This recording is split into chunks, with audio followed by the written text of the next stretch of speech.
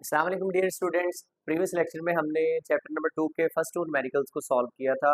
अभी हम next numerical वाला पार्ट कंटिन्यू करने जा रहे हैं। न्यूमेरिकल नंबर 3 की स्टेटमेंट है, आपको यहाँ पे दो वेक्टर्स ए और बी दिए गए हैं और ये कंडीशन गिवन है कि टू वेक्टर्स के सम का मैग्नीट्यूड इसके डिफरेंस के मैग्नीट्यूड के इक्वल अगर हो तो आप ये वेरीफाई कीजिए कि वेक्टर ए और बी म्यूचुअली परपेंडिकुलर है, यानी कि वेक्टर ए और बी के बिटवीन एंगल 90 डिग्री है। हम इसका सोल्यूशन अभी देखेंगे। आपको बच्चों ये सिचुएशन गिवन है, A plus B is equal to A minus B. आप इसका स्क्वायर ले लीजिए बाय टेकिंग, इसको सिंप्लीफाई करने के लिए by taking square on both sides. After squaring ये रिजल्ट कुछ यूं अपीयर होगा, magnitude square is equal to difference के मैग्नीट्यूड का स्क्वायर। जस्ट हमने स्क्वायर लिया है। अब इसको आप फर्दर एक्सपेंड कीजिए। स्क्वायर को आप यूं लिख सकते हैं, ए प्लस बी, ये मल्टीप्लिकेशन फैक्टर हम शो करवा रहे हैं, डॉट ए प्लस बी।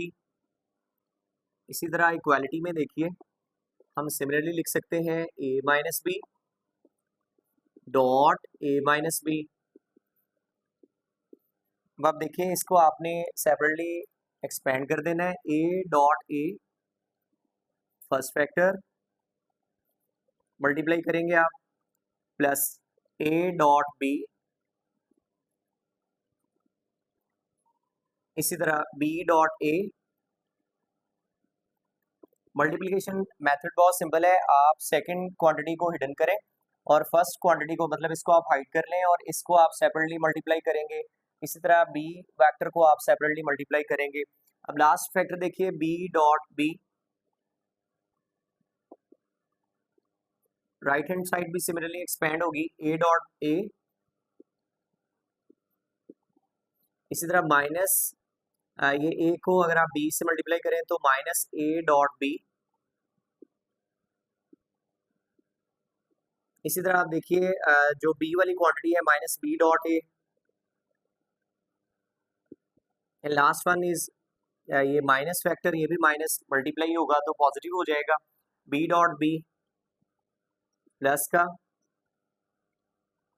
इस तरह से आप इसको क्लोज कर लेंगे। बाकी आप फर्दर देखिए, A dot A is nothing but A square, A dot B और बी डॉट ए। हमने ये सीखा हुआ है कि जो डॉट प्रोडक्ट है ये कॉम्यूटेटिव प्रॉपर्टी को ओबे करती है, जब ए डॉट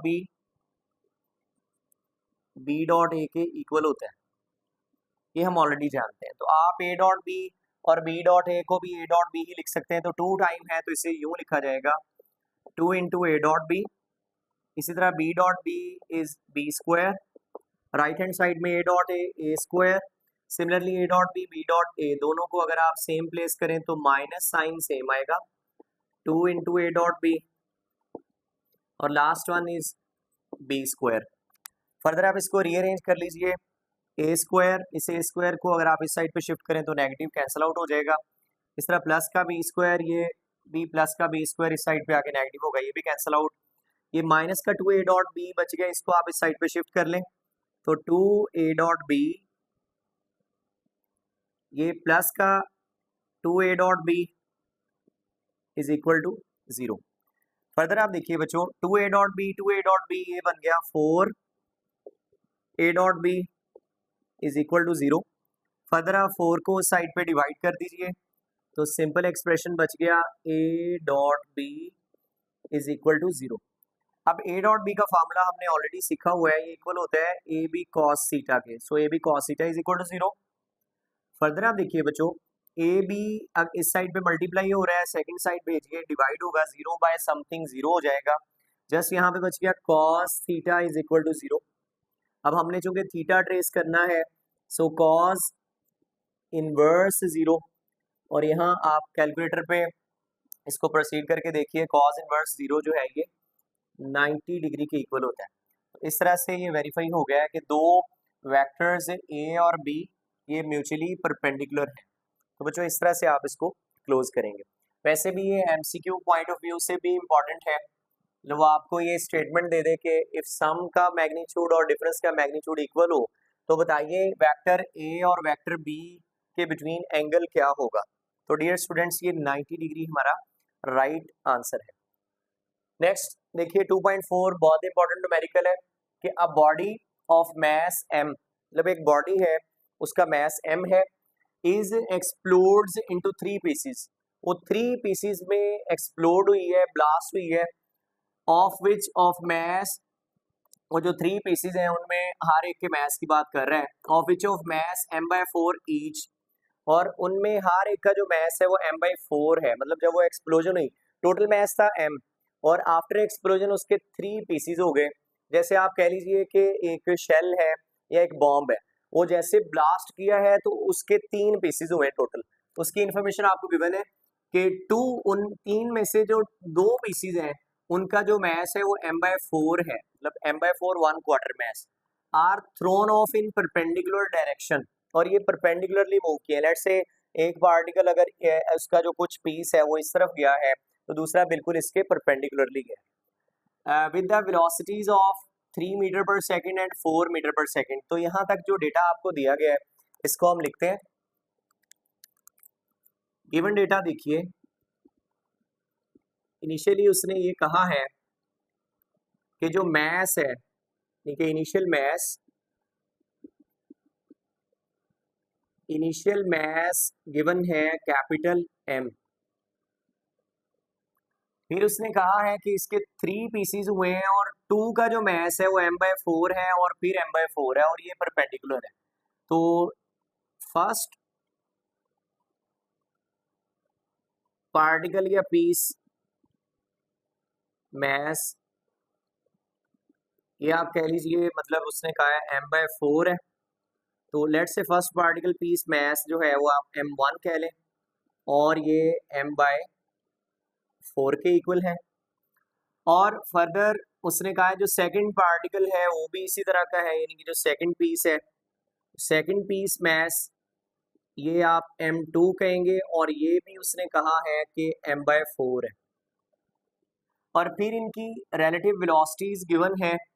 फर्स्ट पीस की वेलोसिटी उसने 3 मीटर पर सेकंड दी है, सेकंड वाले की 4 मीटर पर सेकंड है, और उसने फर्दर ये कहा है कि ये दोनों परपेंडिकुलरली मूव करके गए हैं। तो आप इस तरह से लिखेंगे, फर्स्ट पीस वेलोसिटी v1 आप इसे कहेंगे और ये इक्वल है 3 मीटर पर सेकंड। इसी तरह जो सेकंड पीस की वेलोसिटी है ये v2 आप कहेंगे और ये 4 मीटर पर सेकंड के इक्वल है। जो इन्फॉर्मेशन आपने माइंड में रखनी है वो ये कि ये परपेंडिकुलरली मूव करके गए हैं, इस इन्फॉर्मेशन को भी हम यूज करेंगे।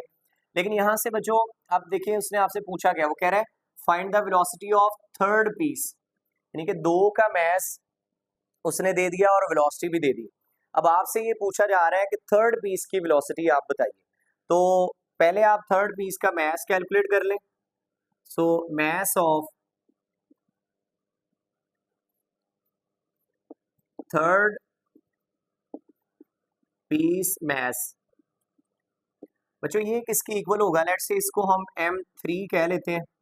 अब देखिए टोटल मैस था कैपिटल M, उसमें से जो 2 पीसीज हैं वो m/4 और m/4 उनका मैस है। इसका ये मतलब हुआ जो थर्ड पीस होगा, अगर आप टोटल मैस में से 2 पीसीज के मैस को माइनस कर देते हैं तो रिमेनिंग थर्ड वाले का रह जाएगा मैस। तो आप किस तरह लिखेंगे, देखिए टोटल मैस है capital M,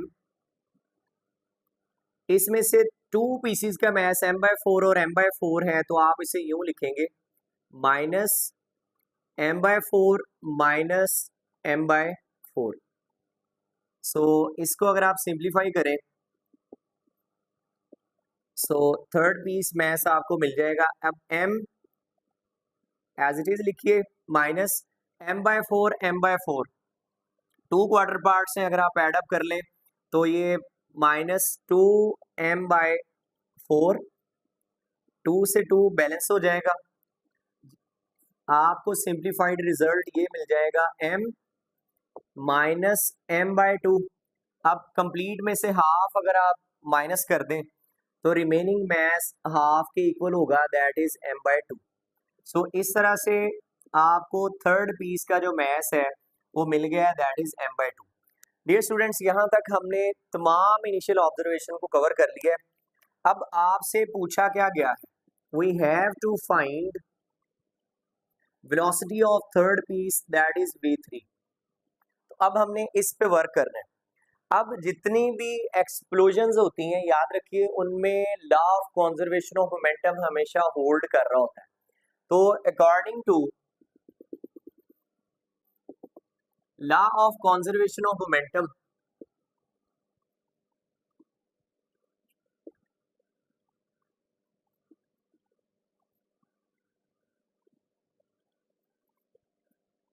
initial momentum of the system must be equal to the final momentum of the system। ये conservation law होल्ड कर रहा होता है। अब initial momentum of the system, initially हमारा जो मास है m जो एक्सप्लोड हुआ है वो रेस्ट में है, तो वो इनिशियली मूव नहीं कर रहा, तो जो initial momentum of the system है ये 0 के इक्वल होगा। फाइनली अगर आप देखें तो 2 पीसीज, 3 टोटल पीसीज हैं और तीनों ही मूव कर रहे हैं, और उसने ये कंडीशन आपको दी है कि जो 2 पीसीज हैं जिनका मास m बाय 4 है ये परपेंडिकुलरली मूव कर रहे हैं। तो अगर आप इस सिचुएशन को ड्रॉ करें तो ये कुछ इस तरह की सिचुएशन आप बना सकते हैं कि लेट्स से ये फर्स्ट पीस है और ये v1 वेलोसिटी से कहीं इस डायरेक्शन में गया है, और ये सेकंड पीस है, ये v2 वेलोसिटी से कहीं इस डायरेक्शन में गया है। क्योंकि उसने कहा है कि ये परपेंडिकुलर डायरेक्शन में मूव करें, तो हम ये इमेजिन कर लेते हैं कि v2 कहीं x एक्सिस में लेट्स से मूव कर गया है और v1 कहीं y एक्सिस में मूव कर गया। अब डियर स्टूडेंट्स, यहाँ से हमें एक इम्पॉर्टेंट ऑब्जर्वेशन मिल रही है।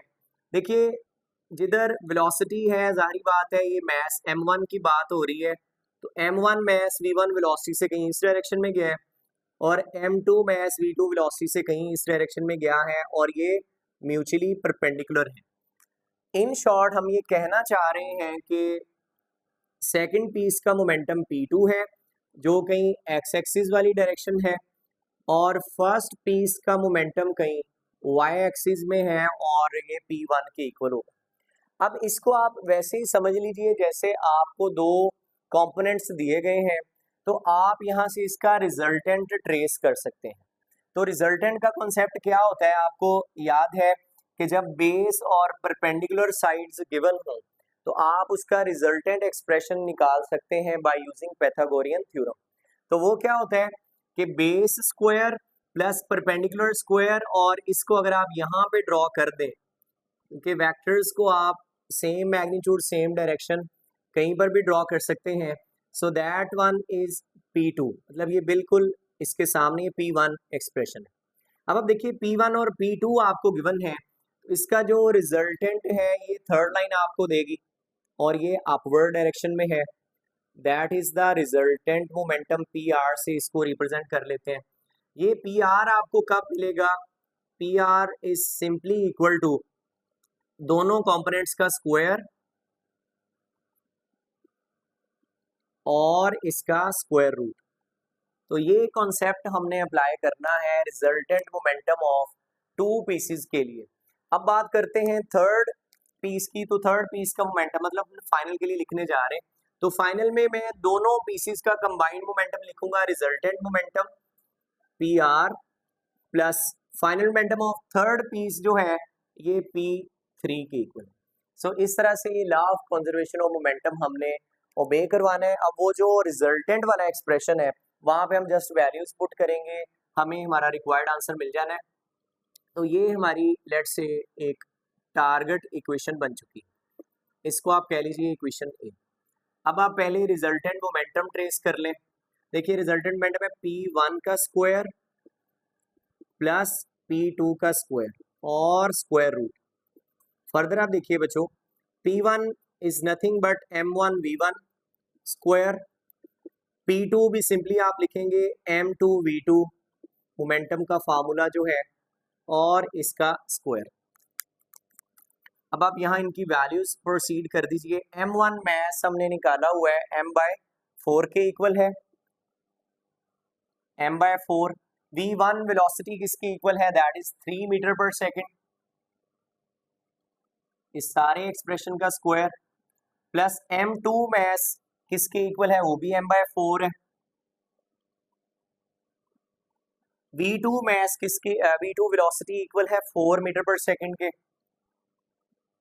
तो यहाँ 4 पुट करेंगे, ये 4 से 4 कैंसल आउट, इसका square root as it is चल रहा है। सिंप्लीफाइड एक्सप्रेशन देखते हैं क्या बचा है। ये देखिए टोटल रिजल्ट जो बच गया m/4, अच्छा ये 3m/4 है, तो स्क्वायर आप एक्सपेंड कीजिए, 9m स्क्वायर 4 स्क्वायर 16 के इक्वल है। इसी तरह यहाँ पे जस्ट बच गया, ये 4 से 4 कैंसल आउट, तो m स्क्वायर स्क्वायर रूट। अब जो इसका एलसीएम अगर आप देखें तो क्या आ रहा है, एलसीएम 16 इसका एलसीएम आ जाएगा, 9m square plus 16m square से मल्टीप्लाई होगा, सो 16m स्क्वायर और इसका स्क्वायर रूट। अब dear students 9 plus 16 25m square, so 25m square divide by 16, ये सिंप्लीफाई कर लें आप, स्क्वायर स्क्वायर रूट से कैंसिल आउट हो जाएगा, 25 5 के इक्वल, m स्क्वायर जस्ट m बच जाएगा और 16 4 के इक्वल। सो इस तरह से आपको रिजल्टेंट मोमेंटम का एक्सप्रेशन मिल गया है, दैट इज 5m/4। तो इसको आप अबव रिलेशन में पुट कर दीजिए, जो कि हमारी इक्वेशन ए है। सो जरा देखिए, equation A becomes initial momentum 0, resultant momentum हमने अभी ट्रेस किया है, that is 5m/4 plus P3 किसके इक्वल होगा, दैट इज m3v3। जो मोमेंटम का फार्मूला है, मतलब सिंपल मास इनटू वेलोसिटी, तो थर्ड के लिए m3v3 आप लिखेंगे। अब m3 का आपको वैल्यू का पता है, हमने निकाली हुई है, दैट इज m/2, तो यहाँ पुट कर दीजिए। बाकी रिजल्ट देखिए, 0 is equal to 5m/4 plus इसको आप पुट करेंगे m/2 इंटू v3, इसको आप इस साइड पे शिफ्ट कीजिए, ये नेगेटिव बन जाएगा। 5m/4 is equal to m/2 into v3। यहाँ आप देखिए बच्चों, ये 2 से 2 कैंसिल आउट, m से m कैंसिल आउट, तो -5 डिवाइड बाय 2, v3 का आपको आंसर मिल गया -5/2 2.5, वेलोसिटी का यूनिट मीटर पर सेकेंड। अब आप देखिए, हमने कहा था कि v2 वेलोसिटी से ये एक पार्टिकल है जो x एक्सिस में मूव कर रहा है, v1 वेलोसिटी से एक पार्टिकल है जो y एक्सिस में मूव कर रहा है। तो जो थर्ड पार्टिकल होगा उसका नेगेटिव साइन ये शो कर रहा है कि इन दोनों वेलोसिटीज का जो रिजल्टेंट आया है इसके बिल्कुल उलट, मतलब ये देखो, ये है v1 v2 का रिजल्टेंट जो इस डायरेक्शन में है, तो जो थर्ड पार्टिकल होगा वो इन दोनों के ऑपोजिट जाएगा, यानी कि इसके रिजल्टेंट ऑफ वेलोसिटी के बिल्कुल रिवर्स जाएगा। इसी तरह ही तो हमारा टोटल मोमेंटम कंजर्व रहेगा।